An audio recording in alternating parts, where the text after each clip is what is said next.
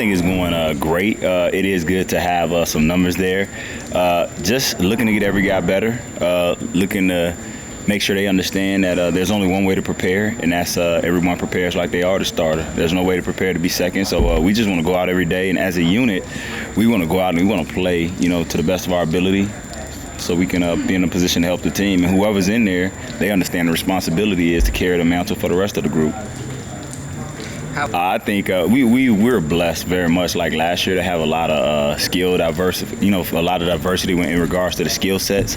So you have guys that pretty much they can do everything, but they kind of specialize in different things. So, with their gifts, Dexter's he's a blazer, but he can run between the tackles. Josh is probably a hybrid of everything.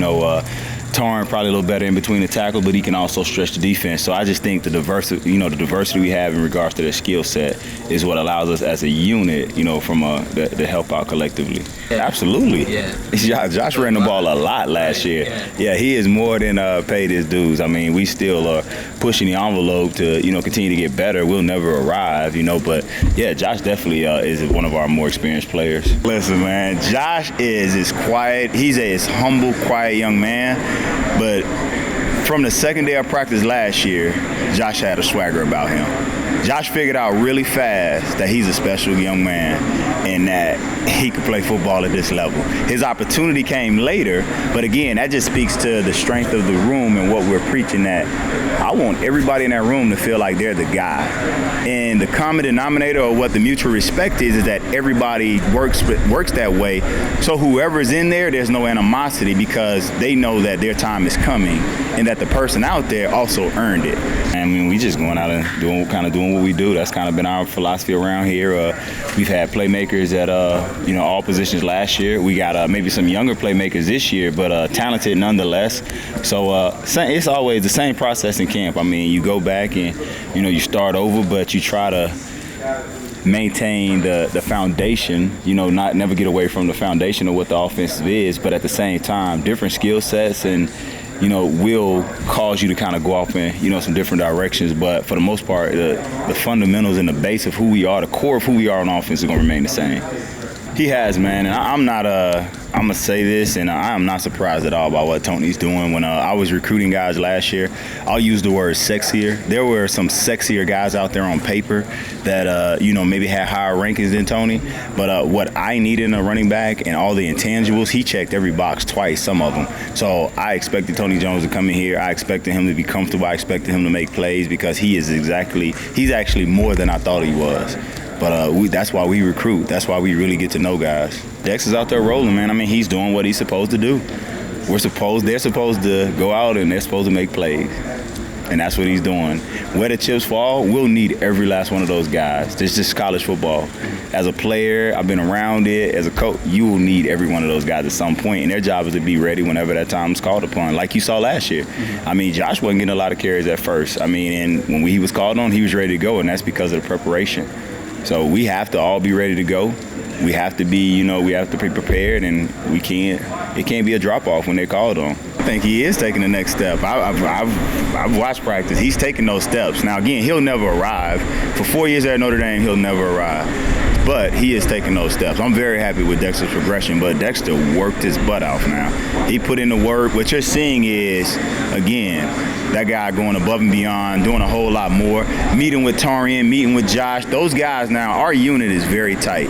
I mean, so they really care about each other. I mean, from them spending time in my house, they spend a lot of time in my house. They spend a lot of time in my house. But them hanging out with my son, I mean, my best story about the running backs, man, to show you how tight we are, and they know I love them. We had a break last year, and my son, he was 10 at the time, my 11-year-old had his Granger Rocket Super Bowl. CJ Prosize was the only one that didn't make it back because his plane was delayed.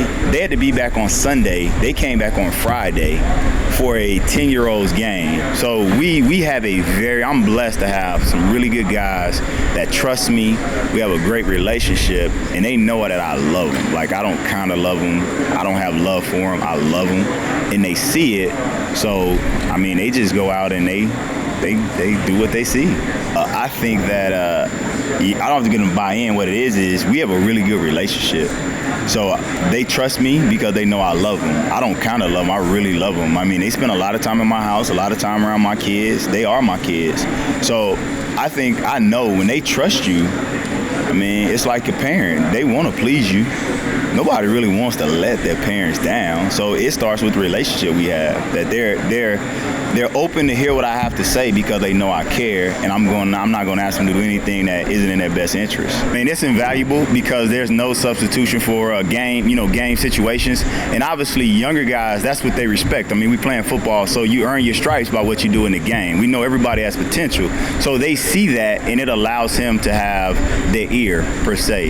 Now, my job as the leader in that room is to model. I don't have rules. My job is to model what I want them to do.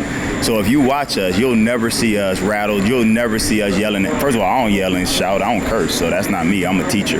So my guys are a reflection of that. So they all, from the top down, they've all done a good job of just playing through their personality.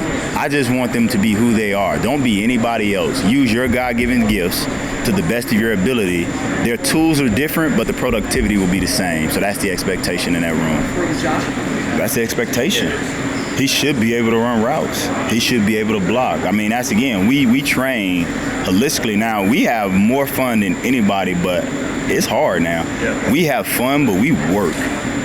In order to be able to develop yourself, your total game, you have to work at it. And again, those guys buy into it. We spend a lot of time on pass pro. We spend a lot of time on running routes. We spend a lot of time on the stuff we do from the backfield. So it's a testament to those guys that, again, they're not satisfied, because I'm not going to allow them to be satisfied, but they also aren't satisfied just resting on their strengths. We are improving. If he wasn't doing that well, then that was something he knew I addressed, and we got it right. And he's still working at it because he's not where he needs to be. So, you know what, man? By the nature of the position, I'm always gonna have some characters.